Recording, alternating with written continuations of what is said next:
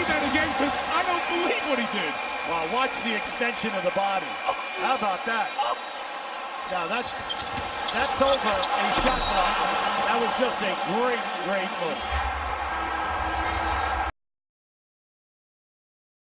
The separation of talent and skill is one of the greatest misunderstood concepts for people who are trying to excel, who have dreams, that want to do things. Talent you have naturally. Skill is only developed by hours and hours and hours of beating on your craft. I've never really viewed myself as particularly talented. Where I excel is ridiculous, sickening work ethic. You know, while the other guy's sleeping, I'm working. While the other guy's eating, I'm working. There's no easy way around it. No matter how talented you are, your talent is going to fail you if you're not skilled. You know, if you don't study, if you don't work really hard and dedicate yourself to being better every single day, you'll never be able to communicate with people, with your artistry, the way that you want. So, hello world.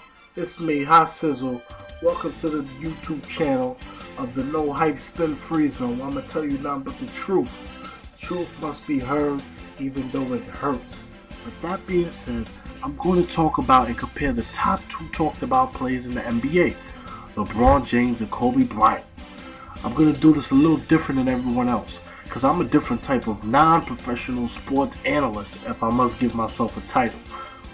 I'm going to try to stay as far away as possible from stats.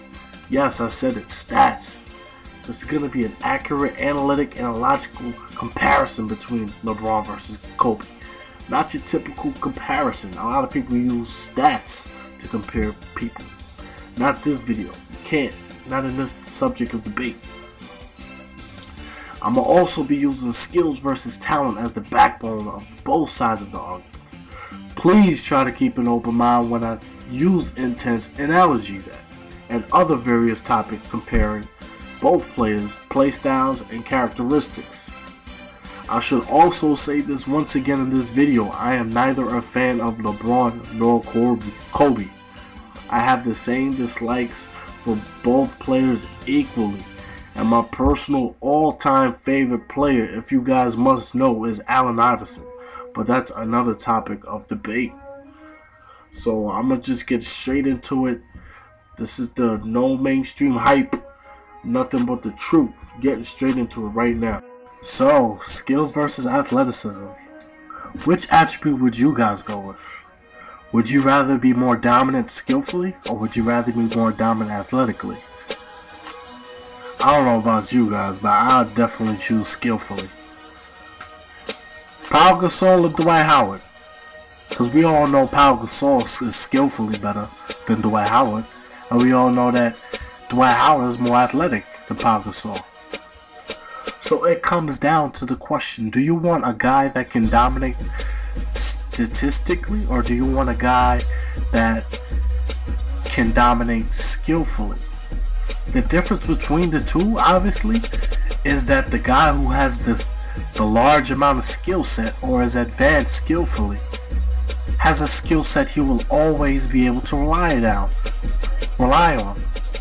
Like, let's say if it's late in the game, you know, he got a couple of different variations of moves he could go to, so he don't gotta worry about, you know, putting up a difficult shot.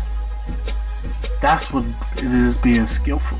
Athletically, that's just, you know, whether if you're faster than somebody, you could jump higher. But I don't know. What would you guys choose? This is why stats can't prove everything.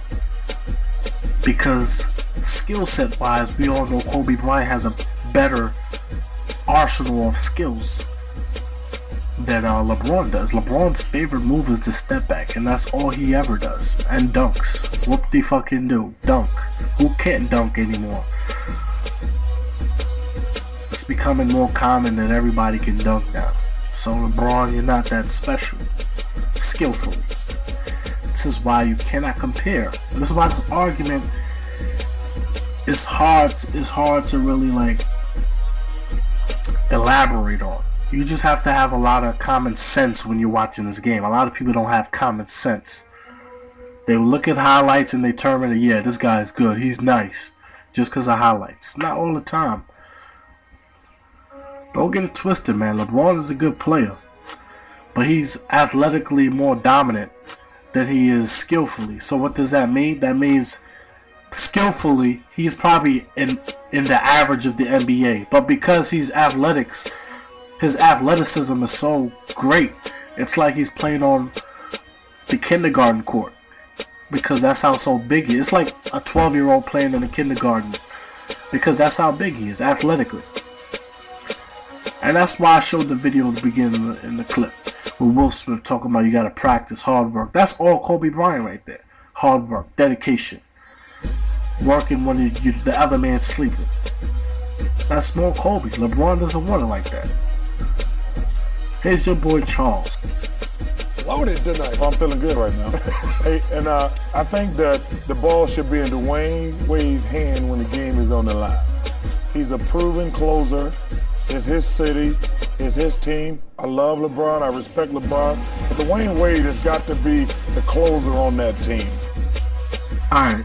The reason why I showed you that is because if you're the best player on the team, skillfully, then why would people say don't give you the ball at the end of the game?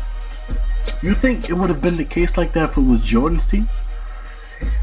Not saying that Jordan didn't make every shot. I'm not saying that. But Jordan definitely had something to do with the last play. Whether 3 people triple team him, it opened it up for his teammates, or while Jordan got triple teamed while he had the ball at the end of the game and he passed it off.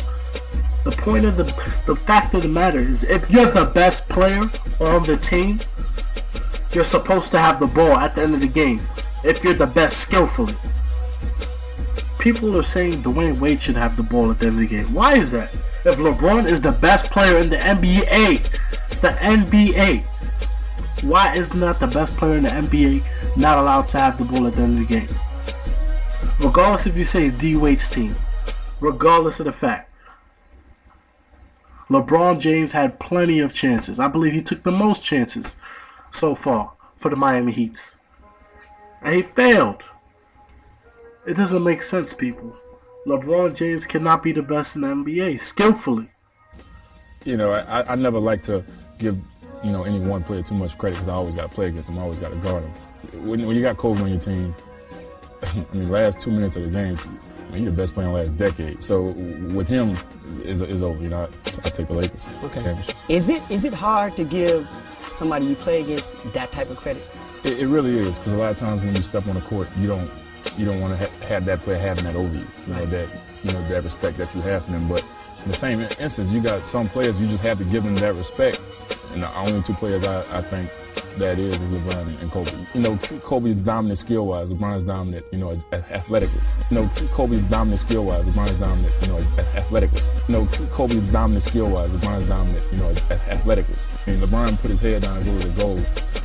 He knocking 3 people off and they're gonna get an and one and dunk and be on 4 center. So and there's nothing you can do about it. Right. So you just gotta give him credit. What more? People in the NBA, coaches, they all see the same thing. Like, it's not gonna be any different. Why do fans come out and say the crazy shit? Why do fans come out and say Kobe Bryant's better than Jordan? Why do they? It doesn't make sense. Everybody else in the NBA, coaches and players, all agree if Jordan were to play in this era, he would average 40 to 50 points a game in this era, this tic-tac-toe era. Mind you, with Kobe Bryant, Kevin Durant breaking records for most free throws, come on. Even Jordan right here, Jordan. Listen to Jordan, who he thinks is better. Who's the best player between Kobe or LeBron? Kobe.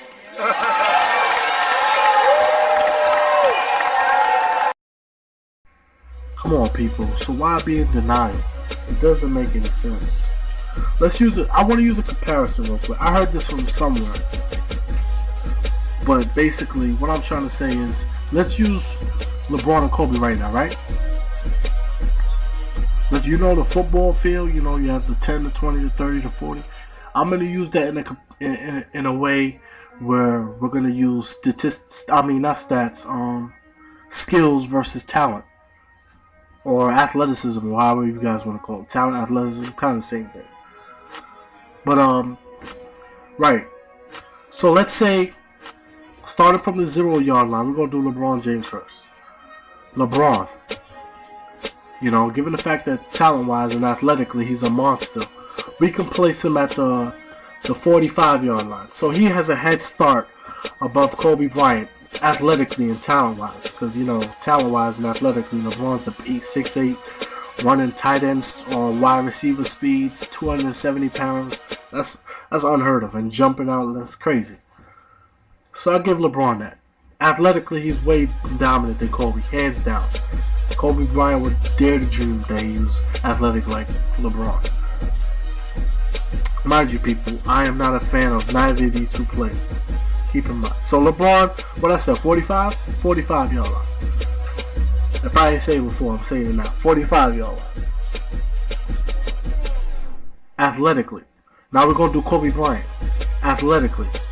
We're going to put Kobe Bryant 30-yard line. So mind you, this is without skills. You know, even though the football field, you know, the numbers descend, we're not gonna do it though. We're just gonna go straight up to 100, pretty much, like an overall, like 2K or whatever you want to call it. So yeah, so LeBron's at the 45 and then Kobe at the 30, right? Athletically, skillfully, and competitiveness is where Kobe excels. And why you put him, I put him at the 95, maybe 90. Jordan I put at 100. 90-yard line. LeBron is still at like maybe the 75, 70. Skillfully and competitively. Because where Kobe excels skillfully and his competitiveness is what makes him a better player. You don't want a guy who's so damn bestial but he gives up. That doesn't make any sense, people. A winner never quits and a quitter never wins. Right or wrong? So how could you guys say that LeBron is the best player in the NBA? It doesn't make sense. Listen to what you're saying. Listen to what I'm saying. And then listen to what you're saying. Stats doesn't prove always. Kevin Love is having a better season than Dirk Nowitzki. Does that mean he's skillfully better, even though the stats show it? No. We all know most of LeBron's shots come from the paint. I'm not taking that away from him, but damn, skillfully, how hard is it to fucking dunk? Come on, man, give me a break. The paint is so wide open, it's like a prostitute just had sex with 1,000 niggas. Excuse my language, 1,000 dudes. That's how wide open the NBA is right now. Everybody's just running a train in the paint right now. And LeBron is doing the same thing. Kobe Bryant, what makes Kobe Bryant look so horrible statistically is he takes a lot of ridiculous shots. So ridiculous, uncalled for. I call Kobe Bryant the Brett Favre of the NBA.